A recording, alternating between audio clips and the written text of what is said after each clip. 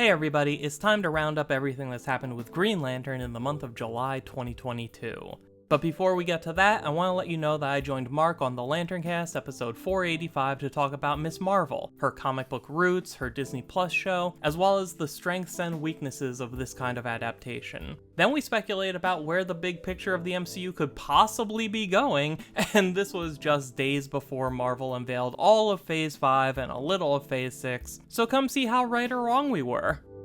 Dark Crisis number 2 shows us what happens when Deathstroke leads a small army of B, C, and D-list villains in an assault on Titan's Tower. Something I really like that DC and Marvel both key into every now and then is the fact that if the villains were just more organized, they'd always beat the heroes no problem. Think about it this way, if Amazo, Felix Faust, and Despero are each a big enough threat that it takes the entire Justice League working together to stop them individually, then if those three villains were to team up and work together, there shouldn't be much the Justice League could do about it. Superhero universes are filled with individual villains who can fight entire teams of heroes to a standstill, so logically, the heroes should be overwhelmed anytime enough villains join forces. And we see that in action in this issue when the Titans are caught off guard. It's a really solid team too. Beast Boy, Donna Troy, Raven, Cyborg, Starfire, Arsenal, Nightwing, and all of the Titan Academy students. It took the arrival of John Kent's Superman to turn the tide, but the villains were even ready for him and brought out Hank Henshaw, the Cyborg Superman, to counter him.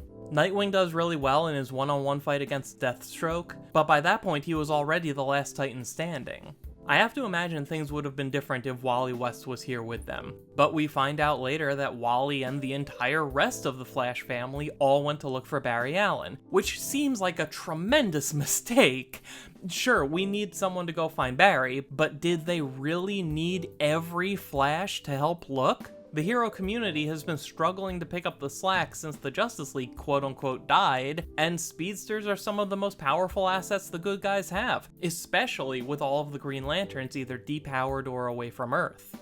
Speaking of lanterns, this issue actually makes a significant attempt to reference the continuity of recent Green Lantern issues, but then suddenly throws continuity away. The last time we saw Kyle Rayner was when the central battery on Oa seemingly exploded. He was floating in space with a dead ring, and then later we saw him unconscious in some kind of laboratory or medical facility. Dark Crisis number 2 picks up with Kyle escaping that facility, only to run into Hal and Joe, who catch him up on what's been going on with the Justice League.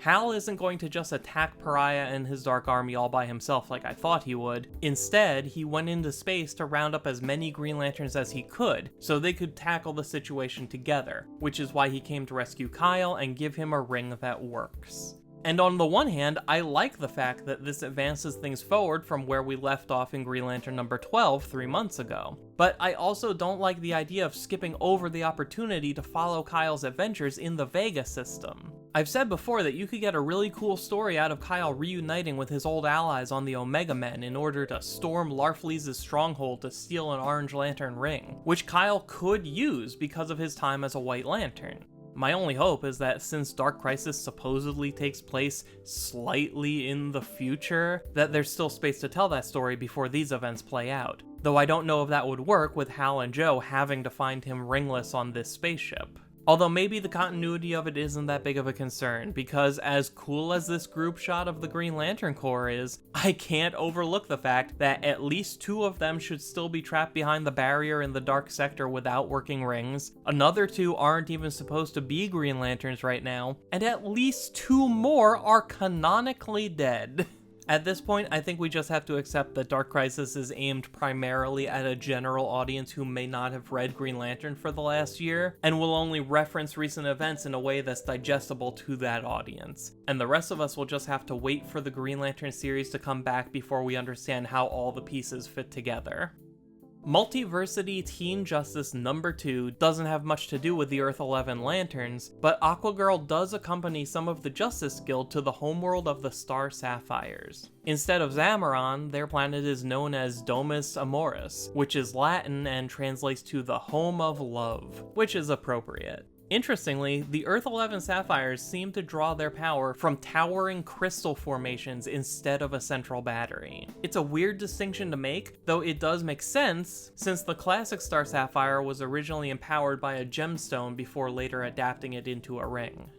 Justice League vs. the Legion of Superheroes number 4 finally came out, and it's appropriate that this book is about being lost in the time stream, because this 6-issue miniseries feels like it's been going on forever, yet somehow nothing of substance has happened in the story. Kal-El, the Gold Lantern, got thrown back in time to the 1940s and got to meet Alan Scott in his prime, and the two of them had a nice little moment, but it came to nothing. And I am no closer to understanding anything about the Gold Lantern or this story, which for some reason is titled The Gold Lantern Saga. The Swamp Thing number 15 takes a fun concept like Swamp Thing becoming supercharged with Green Lantern power and thinks about that idea from a perspective that really means something to the main character and becomes a turning point in their journey. Once again, if you're not reading Ram V's run on Swamp Thing, start reading Ram V's run on Swamp Thing.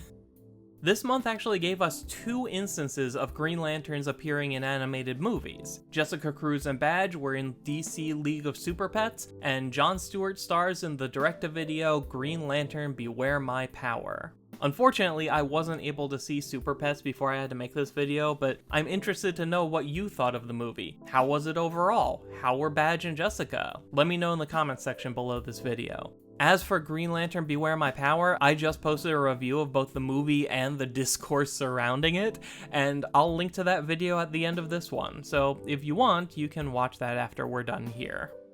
Surprisingly, we might actually see more animated Green Lantern next year. The animated web series RWBY is getting its first feature film, and it'll be a crossover with the Justice League. The two franchises already crossed over in a comic book miniseries last year and featured reimagined versions of Justice League characters who naturally exist in the RWBY universe, including a version of Jessica Cruz. Despite having the same title, the movie won't be a retelling of the comic, and promises a wholly original story that will expand the world of the crossover, which makes it sound like the movie could take place after the comic story, but we'll have to wait and see. They also haven't confirmed which DC characters will be in this movie, but I have to imagine that anyone in the comic crossover has a good chance of showing up, and Jessica played a very important part of that story, so I'd honestly be surprised if she didn't make the cut.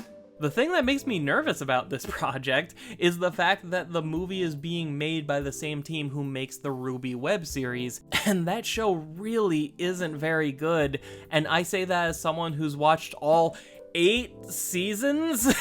I just can't look away.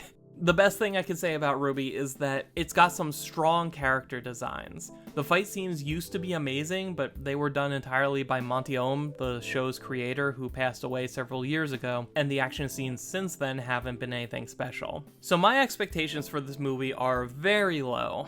I guess I can sum up my feelings about this movie by saying the same thing I did about the comic. If it leads to them making figures of the RWBY versions of Jessica Cruz and Wonder Woman, it'll all have been worth it.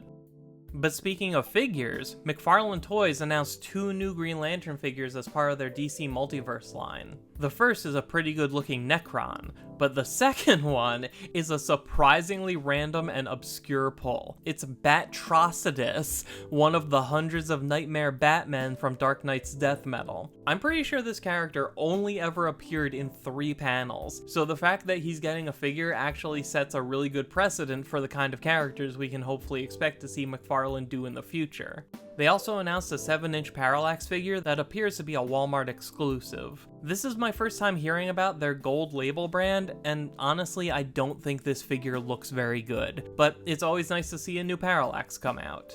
Also, shout out to Donnie the Emerald Enthusiast for finding some DC League of Super Pets toys out in the wild, featuring Green Lantern Badge. If you don't already, you should follow Donnie on Twitter to see all of his reviews of different Green Lantern toys and statues, and then take a look at the Emerald Echo podcast he and Adam do on the Multiverse Musings YouTube channel. So the San Diego Comic Con came and went, and DC's big announcement is the reveal that Dark Crisis isn't the real name of the event. It's actually called Dark Crisis on Infinite Earths, and is a sequel to Crisis on Infinite Earths. And I don't really understand how this is supposed to be a big surprising reveal. I mean, it's an event with the word crisis in the title, and Pariah is one of the main antagonists, so of course it's a sequel of sorts to Crisis on Infinite Earths. So the new name doesn't change anything about how I see the story. It just takes a bad name and makes it even longer to say. So don't be surprised if I just keep calling it Dark Crisis going forward.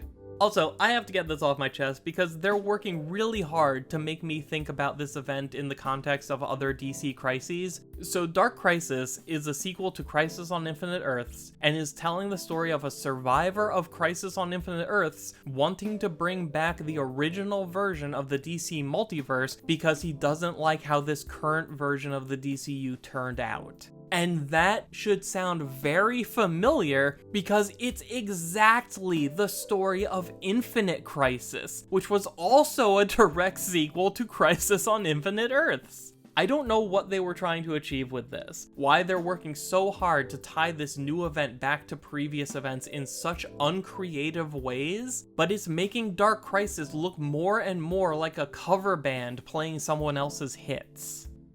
We found out that I Am Batman number 15 will feature a fight between Jace Fox and Sinestro, which seems totally random and out of nowhere, but I'm interested. I can't remember the last time Sinestro just showed up as a random villain in someone else's book like this, plus the one issue I've read of I Am Batman was pretty good, so why not?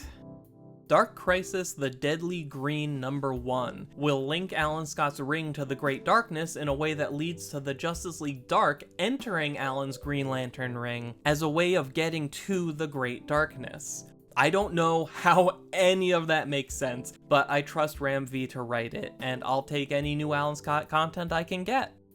We got to see some preview pages for Deceased War of the Undead Gods, and it seems like this final arc will be pretty Lantern heavy, as the final threat to this version of the DC universe is coming from outer space. These pages show off John Stewart, Guy Gardner, and Jessica Cruz, who are all appearing in this story for the first time. This is on top of us already knowing that both Kyle Rayner and Sinestro will be appearing, as well as Dinah Lance the Green Canary, who's been a staple of this series since the beginning. My excitement for this book just keeps growing, and I strongly encourage you to catch up if you haven't read any of it yet. The whole thing is a trilogy of miniseries consisting of Deceased, then Deceased Dead Planet, and now Deceased War of the Undead Gods. There are a few spin-offs that flesh out the world some more, but you don't need to read them if you don't want to. As far as solicitations go, Dark Crisis number 5 features the return of the totally dead Justice League. Batman Fortress number 6 has Badge fighting alongside Batman and his ragtag team of heroes to repel an alien invasion. The Human Target number 8 has Rocket Red looking for answers about what happened to Guy Gardner. And Jurassic League number 6 has a Green Lantern dinosaur fighting a Darkseid dinosaur. Also, Black Adam number 5 has a cover of Black Adam fighting most of the DC universe, including Hal, John, Guy, and Joe, but I really don't expect them to show up in the issue. So that's the Green Lantern Roundup for July of 2022.